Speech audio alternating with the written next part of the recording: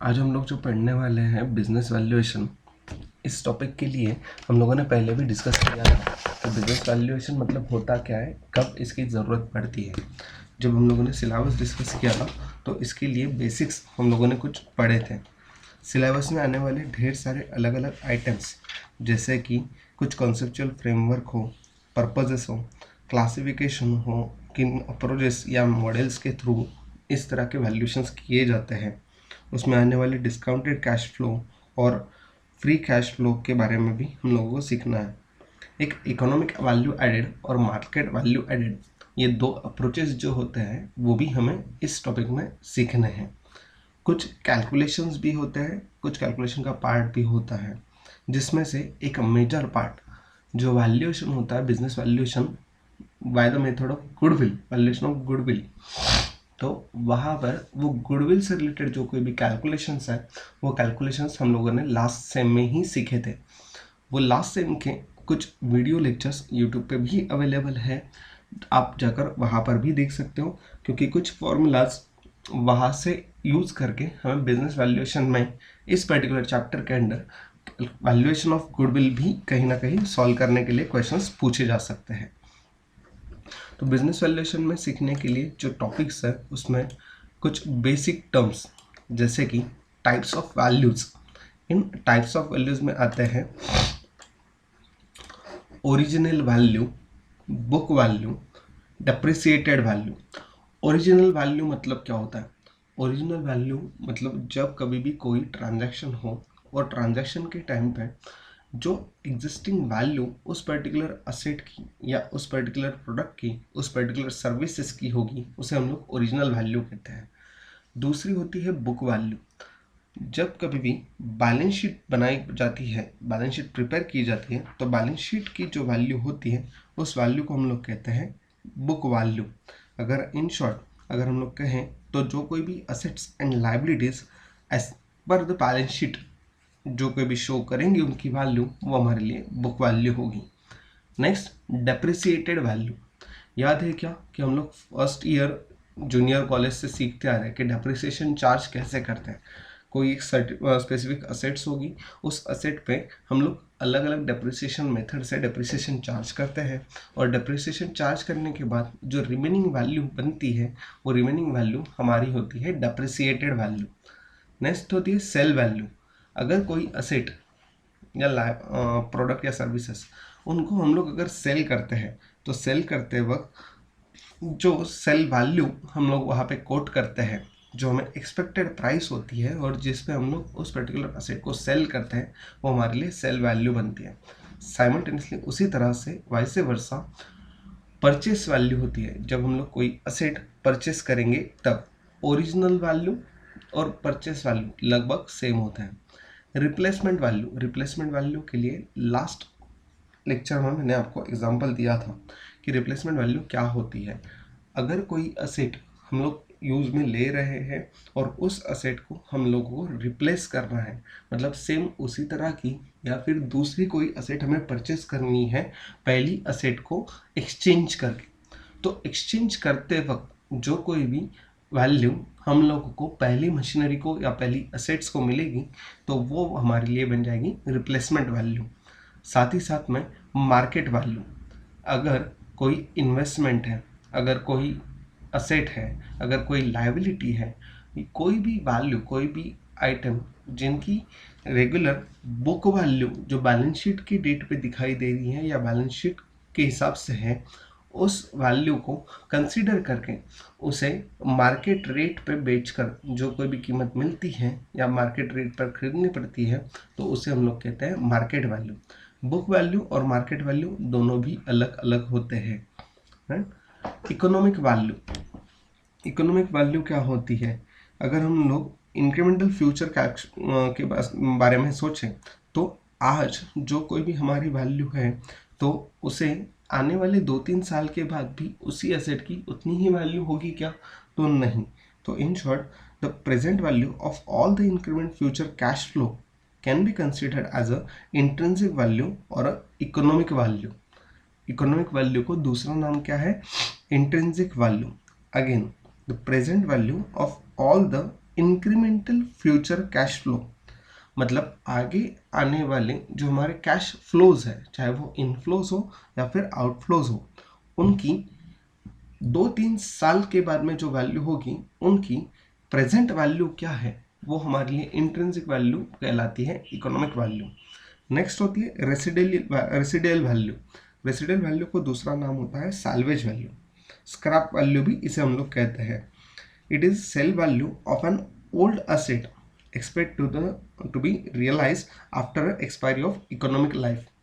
Depreciation charge करते वक्त हम लोग नॉर्मली एस्टिमेटेड लाइफ कैलकुलेट करते हैं मशीनरी की, या फिर गिवन होते हैं कि एक मशीनरी या एक असेट हम लोगों ने परचेस की है और उसे हम लोग 10 साल बाद बेच देंगे या फिर 10 साल बाद उसे हम लोग रिप्लेस करेंगे। तो ये 10 ईयर्स हमारी क्या है, हमारी इकोनॉमिक लाइफ है उस पर्टिकुलर असेट की। उस असेट की 10 साल के बाद में बेचने के लिए जाओ तो जो कोई भी वैल्यू मिलेगी वो हमारे लिए रेसिडुअल वैल्यू या फिर स्क्रैप वैल्यू या फिर हमारी सैल्वेज वैल्यू कहलाती है। नेक्स्ट पॉइंट है 10th, डिस्पोजेबल वैल्यू और स्क्रैप वैल्यू। डिस्पोजल वैल्यू और स्क्रैप वैल्यू, रेसिडुअल वैल्यू, ये तीनों भी लगभग सेम है, जिस तरह से मैंने कहा है उसी तरह से। दोनों पॉइंट्स अलग अलग करके इसलिए दिया है क्योंकि रेसिडुअल वैल्यू जब हम लोग कोई पर्टिकुलर असेट सेल करने के लिए वहाँ पे या फिर इकोनॉमिक लाइफ खत्म होती है उसके बाद में जो कैलकुलेट करते हैं या उसके बाद में जो कोई भी बचती है उसे हम लोग रेसिडुअल वैल्यू कहते हैं। और डिस्पोजेबल वैल्यू और स्क्रैप वैल्यू जब हम लोग उसी असेट को बेचने के लिए जाते हैं एज अ स्क्रैप और एज अ डिस्पोज करने जाते हैं, तब हम लोग ये वैल्यूज कैलकुलेट करते हैं। ये 10 वैल्यूज हमें ध्यान में रखनी है। इसके अलावा एक और वैल्यू है जिसका नाम है फेयर वैल्यू।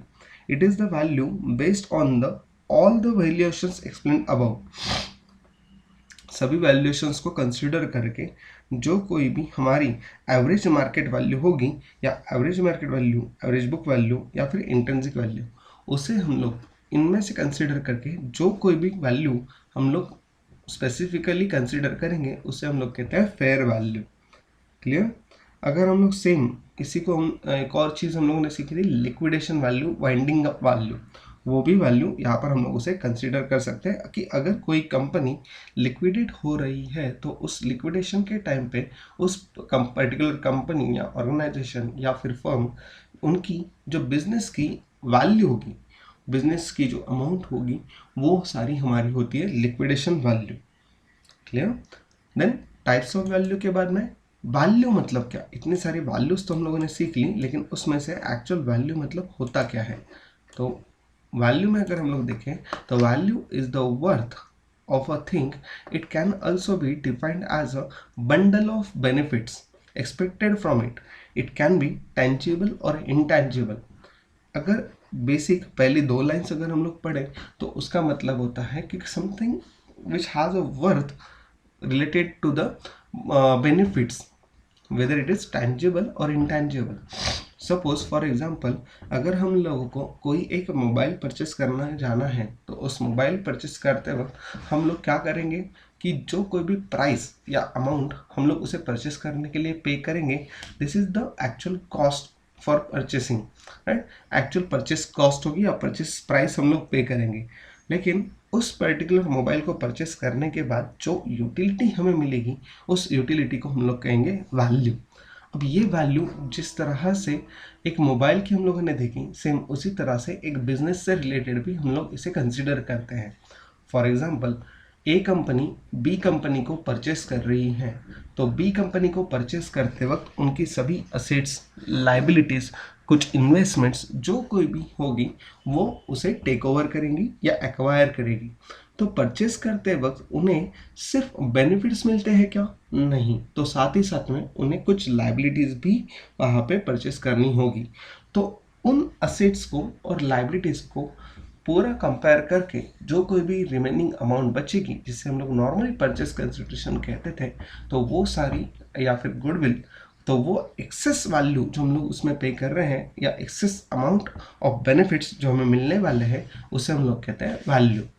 अगर डेफिनेशन को और थोड़ा डीपली पढ़े तो द वर्थ, डिजायरेबिलिटी और utility of a thing or the qualities on which these depend worth as estimated, the amount for which a thing can be exchange in the market, purchasing power, या फिर estimated the value of a price, या फिर professionally. जो कोई भी ये definition में point A से लेकर ई तक, ये सभी हमारे लिए क्या होते हैं, वैल्यू कहलाते हैं। नेक्स्ट सेम उसी तरह से अगर हम लोग वैल्यूएशन कहें तो estimation of a thing worth worth estimated, या फिर price set on a thing. Valuation, पहले वैल्यू डिसाइड करेंगे कि हम लोगों को क्या यूटिलिटी, क्या डिजायरेबिलिटी, या क्या वर्थ, हम लोगों को क्या बेनिफिट्स हम लोगों को मिलने वाले हैं, और उन बेनिफिट्स को एक्चुअल मार्केट से रिलेटेड या उनकी जो कॉस्ट है या उनकी जो प्राइस है उसे कंसीडर करना या उसे एस्टिमेट लगाना, वो हमारे लिए कहलाती है वैल्यूएशन। तो वैल्यू और वैल्यूएशन ये दोनों क्लियर। उसके बाद हम लोग आते हैं वो वांट्स टू वैल्यू। वैल्यूएशन कब होगा या फिर वैल्यू किस तरह से आएगी। द फॉलोइंग एंटिटीज में require the valuation to be carried out. किन्हें वैल्यूएशन चाहिए होगा या कौन वैल्यूएशन करते हैं। अ बायर और अ सेलर। कौन से बायर, कौन से सेलर, तो किसी कंपनी को टेक ओवर करते वक्त या फिर एग्रीमेंट करते वक्त, अमालगमेट करते वक्त, इंटरनली रिकंस्ट्रक्ट करते वक्त, या रिकंस्ट्रक्शन एक्सटर्नल रिकंस्ट्रक्शन करते वक्त जो कोई भी बाइंग या सेलिंग कंपनीज होगी वो, या फिर जो कोई भी लेंडर, अगर किसी एग्जिस्टिंग कंपनी को कोई एक लेंडर लोन प्रोवाइड करने वाला हो तो वो लेंडर।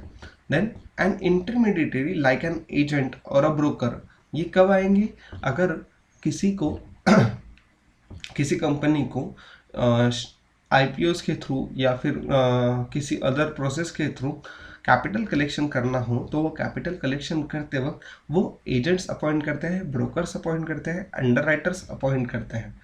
तो उन सभी को अपॉइंट करने के बाद उनका काम क्या होता है, तो पर्टिकुलर कंपनी का बिजनेस वैल्यूएशन करना, उसे हमारे आईपीओ के प्रोस्पेक्टस में उसे मेंशन करना और उसके बारे में कमेंट करना। जिस तरह से वो कमेंट आती है तो वो वैल्यूएशन यहाँ पर एजेंट या ब्रोकर वहाँ पे कंसीडर करते हैं।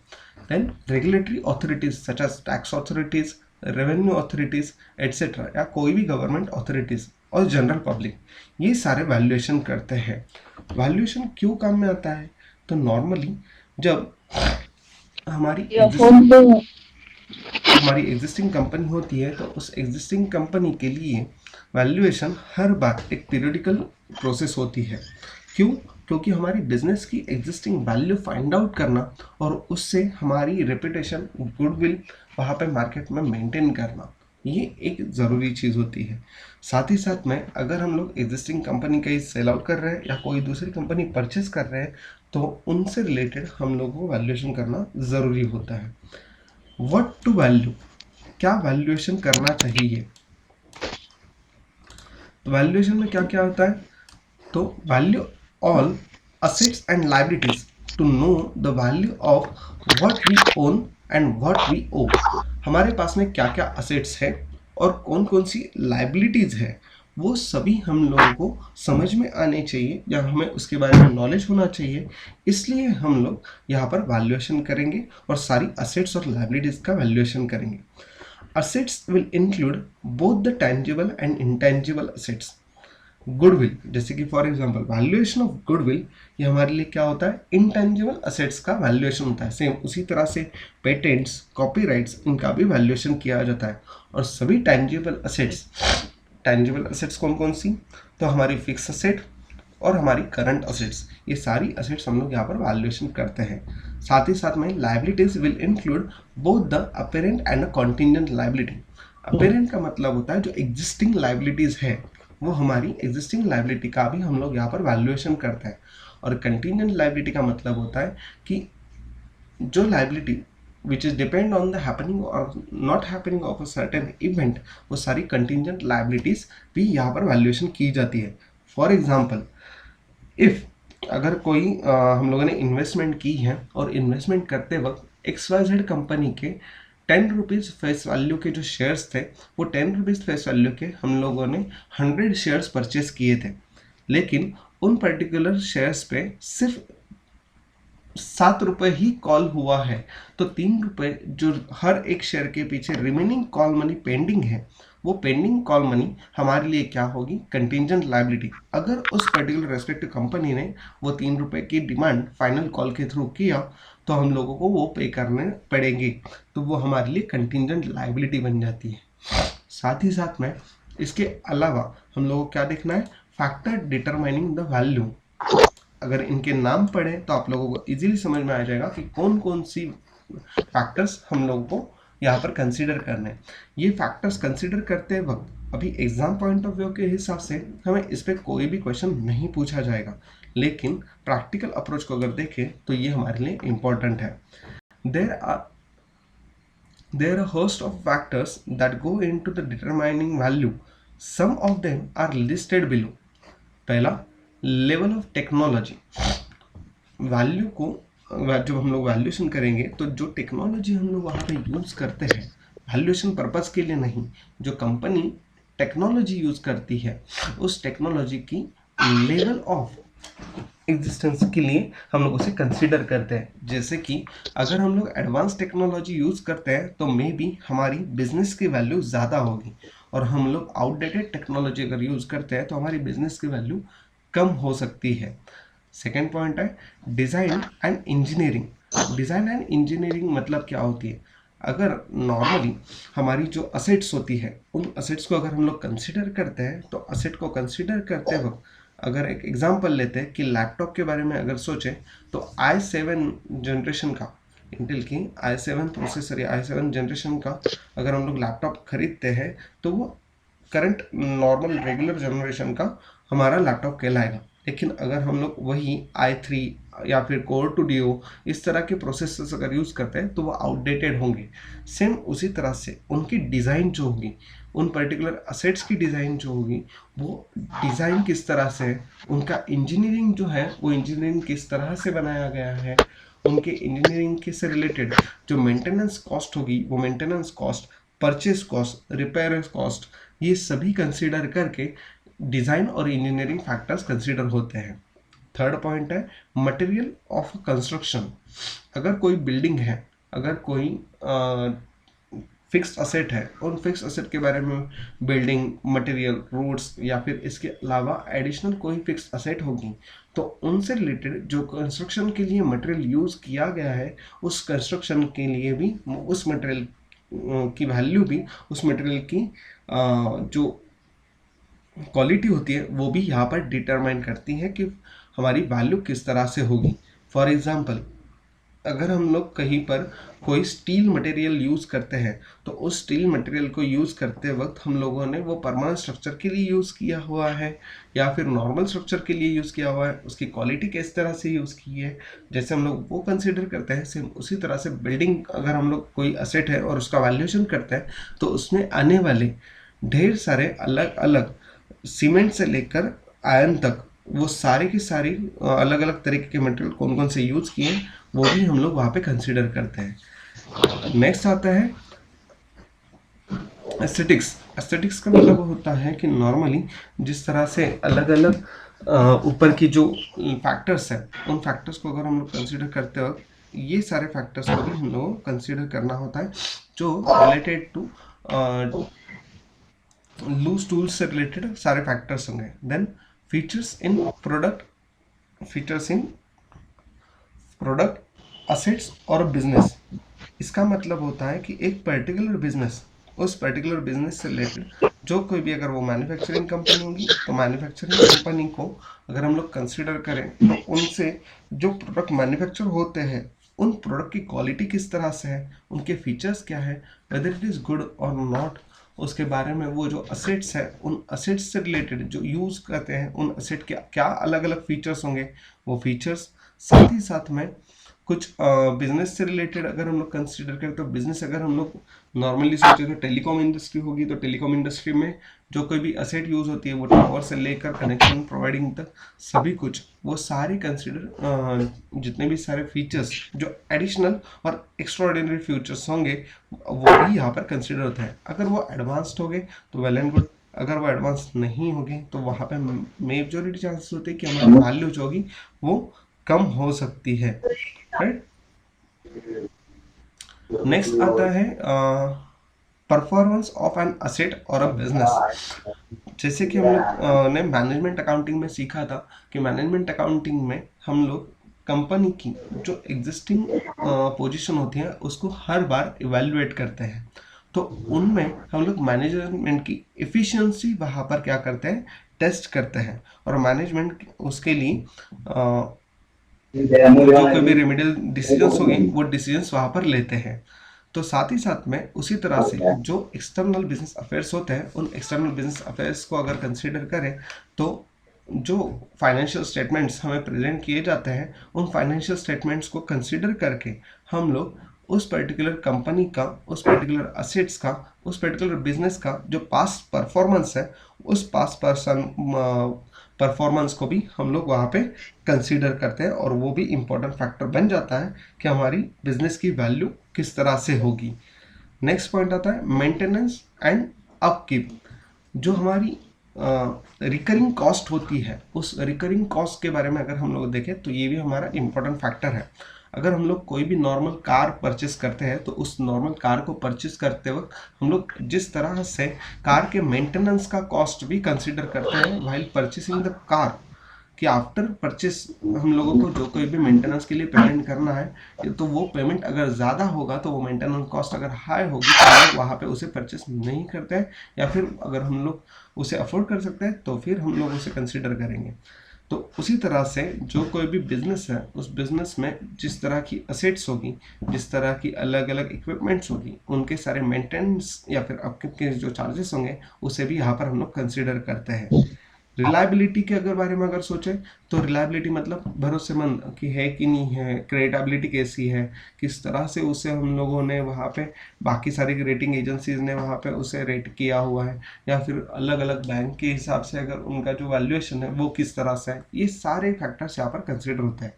साथ ही साथ में service features, after sale service जिस तरह से होती है सेम उसी तरह से अगर कोई सर्विस प्रोवाइडिंग कंपनी होगी या मैन्युफैक्चरिंग कंपनी होगी तो वहाँ पे कोई सर्विसेज की जो उनके कस्टमर्स को वहाँ पे प्रोवाइड करते हैं उन सर्विसेज की क्वालिटी किस तरह से है वो भी यहाँ पर कंसीडर होती है। जो एस्थेटिक्स मैंने कहा था उसका मतलब होता है कि जो हमारा नॉर्मल जैसे हम लोग कहते हैं कि कुछ आर्टिस्टिक वगैरह इस तरह के कुछ मैन्युफैक्चरिंग होंगे या फिर कुछ अलग उसका हम लोग के लेवल होते हैं तो वो सारा यहाँ पर कंसीडर होता है। देन वैल्यूएशन अप्रोचेस सीखने से पहले जस्ट सेकेंड,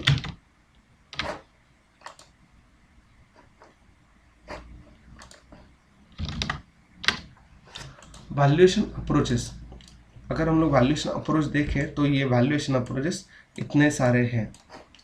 ये valuation approach discount cash flow से लेकर एसेट बेस्ड और मार्केट बेस्ड अप्रोचेस तक इतने बड़े हैं।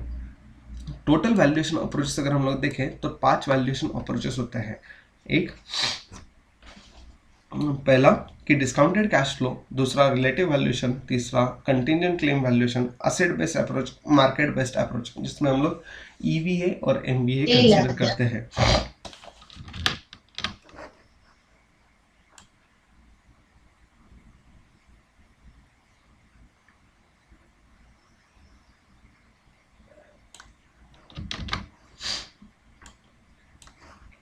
अब वैल्यूएशन अप्रोचेस को अगर हम लोग कंसीडर करें तो उनमें पहला discounted cash flow valuation. This approach is known as the income approach where the value is determined by calculating the net present value of the stream of benefits generated by the business or the assets. Thus, the DCF approach equals the enterprise value all future cash flows discounted to the present using the appropriate cost of capital। इसका मतलब क्या है कि जो कोई भी हमारे future inflows या आउटफ्लोज होंगे उन इनफ्लोज या आउटफ्लोज को हम लोग current present value, net present value पे उसे कंसीडर करते हैं। उसे हम लोग नॉर्मली जो हमारा इंडेक्स फैक्टर होता है उस इंडेक्स फैक्टर को यूज करके वहाँ पे हम लोग उसे डिस्काउंट करते हैं और वहाँ पे कंसीडर करके एग्जैक्टली हमारी जो डिफरेंट डिफरेंट असेट्स या different different future cash flows होंगे, उन कैश फ्लोज को हम लोग कंसिडर करके वहाँ पे फाइनल वैल्यूएशन बिजनेस का निकाल के रखते हैं। देन रिलेटिव वैल्यूएशन, पहला था डिस्काउंटेड कैश फ्लो, दूसरा है relative valuation. This is also known as the market approach. जो असेट बेस्ड अप्रोच है उसी तरह से ये मार्केट बेस्ड अप्रोच होता है। In this approach the value is determined by comparing the subject company और asset with other companies or assets in the same industry of the same size and or sorry or within the same region based on the common variables such as earnings, then sales cash flow, then etc. The profit multipliers often used are earning before interest and tax, that is EBIT, then दूसरा EBITDA, depreciation amortisation से पहले जो profit होगा वो profits before tax and profit after tax. मतलब market based approach अगर हम लोग कंसीडर करें तो मार्केट बेस्ड अप्रोच में हम लोग क्या कंसीडर करते हैं, तो जो कोई भी हमारी अर्निंग्स होगी उन अर्निंग्स को हम लोग कंसीडर करते हैं हमारी सेम इंडस्ट्री में। इंडस्ट्री कौन सी होगी, इंडस्ट्री या असेट जो हमारी इंडस्ट्री में आने वाले डिफरेंट कंपनीज होंगे उनके साथ में हम लोग उसे कंपेयर करते हैं, इसलिए इसे रिलेटिव वैल्यूएशन कहते हैं, जो मार्केट बेस्ड अप्रोच भी जाना जाता है। Then contingent claim valuation. This approach is used the option pricing models to estimate the value of asset. Option pricing approach मतलब क्या होता है, ऑप्शन प्राइसिंग मॉडल मतलब क्या होता है कि नॉर्मली जैसे कि हम लोग कोई एक कंपनी है तो उस कंपनी को अगर हम लोग ऑप्शन के थ्रू अगर प्राइसिंग मॉडल्स के थ्रू वहाँ पे वैल्यूएशन करें तो एस्टिमेशन वैल्यूएशन जो होती है वो अलग अलग अप्रोचेस में हम लोग कंसिडर करते हैं और उनका वैल्यूएशन लाने के लिए डिफरेंट अलग अलग एंगल से वैल्यूएशन करने के लिए डिफरेंट अथॉरिटीज़ को या एजेंसीज को वहाँ पे अपॉइंट करते हैं और उनका अपॉइंट करने के बाद जो हमें बाकी सारी डिसीजंस मिलती हैं या वैल्यूएशंस मिलते हैं वो हम लोग वहाँ पे कंसीडर करते हैं, इन्हें कंसीडर करते हैं। नेक्स्ट आता है asset based approach. Asset based approach में हम लोग क्या कंसीडर करेंगे, तो वहाँ पे a fourth approach called asset based approach is also touted as a approach of valuation. ठीक है, तो यहाँ पर अगर हम लोग कंसिडर करें तो valuation here is simply the difference between the assets and liabilities taken from the balance sheet. मतलब जो बैलेंस शीट से मिलने वाली एसेट्स एंड लायबिलिटीज होंगी उनका जो डिफरेंस होगा वो वैल्यूएशन हमारे एसेट बेस्ड अप्रोच से होता है। Adjusted for the certain accounting principles, two methods are use here. कौन कौन सी दो मेथड होती है, तो पहला द लिक्विडेशन वैल्यू, पहली the liquidation value which is the sum of estimated sale value of the all asset owed by the company. Company के पास में जितनी भी सारी असेट्स होंगी उन सभी असेट की जो सेल वैल्यू होगी उससे हम लोग कंसिडर करेंगे एज अ लिक्विडेशन वैल्यू और उन्हें हम लोग वहाँ पे कंसिडर कर देंगे और नेट असेट की जो वैल्यू होगी वो लिक्विडेशन वैल्यू वहाँ पे कंसिडर रियलाइजेबल वैल्यू कंसिडर करके हम लोग वहाँ पे उसे वैल्यूएशन करते हैं। दूसरा है replacement value, the current cost of replacing all the assets of a company. However, the asset-based approach is not an alternative to the first three approaches, as this approach itself uses one of three approaches to determine the value. मतलब जो replacement value है वो replacement cost को compare करके हम लोग उस assets replacement cost of all assets की कंसीडर करके जो total net asset find out होगी वो हमारे लिए इस असेट बेस्ड अप्रोच में वैल्यूएशन कहलाती है। और यही अप्रोच जो होगा ये अप्रोच ऊपर के तीनों अप्रोच को रिप्लेस नहीं करता है और ना ही उनको डिवाइड करता है। ये अप्रोच क्या करता है कि ऊपर के तीनों अप्रोचेस की वैल्यूज को डिटरमाइन करने के लिए काम में आता है। Next, this approach is commonly used by property and investment companies. Asset based approach कौन यूज करते हैं, तो property and investment companies to cross check for the asset based trading companies such as hotels, property developments, underperforming trading companies with strong asset base.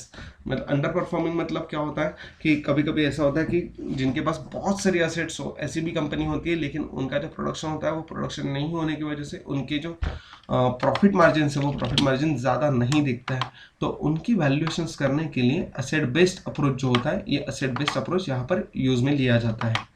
Next approach है EVA, that is economic value added. जैसे ऊपर का ये market based approach था, उस जिसे हम लोग MVA कहते हैं, वो MVA, और ये नीचे आने वाला EVA, economic value added. This analysis is based on the premise that shareholder value is created by earning a return in excess of the company's cost of capital. In short अगर हम लोग asset based value के लेकर consider करें तो ये जो value होती है, तो ये वैल्यू हमारी कंपनी के जो शेयर होल्डर्स होते हैं उन शेयर होल्डर्स की वैल्यू पे बेस करते हैं, जिसमें हम लोग हमारी EPS शेयर होल्डर की जो वैल्यू होती है उससे कैलकुलेट करते हैं।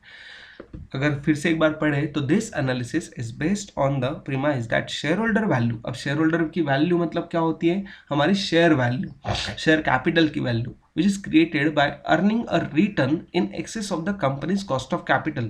कंपनी की कॉस्ट ऑफ कैपिटल से ज़्यादा जो अर्निंग हुई होगी, उस अर्निंग को हम लोग क्या करते हैं, तो हमारे शेयर होल्डर्स को डिस्ट्रीब्यूट करते हैं, या फिर उनकी वैल्यूज पे हम लोग नॉर्मली वहाँ पे बाइफरकेट करते हैं। तो जिससे हम लोग नॉर्मल EPS फाइंड आउट करना ये कहते हैं, earning per share find out करते हैं, जिससे हमारी कंपनी के शेयर की मार्केट वैल्यू हम लोग फाइंड आउट करते हैं, या फिर हमारी वैल्यूएशन में, तो वो यहाँ पर हम लोग कंसिडर करते हैं।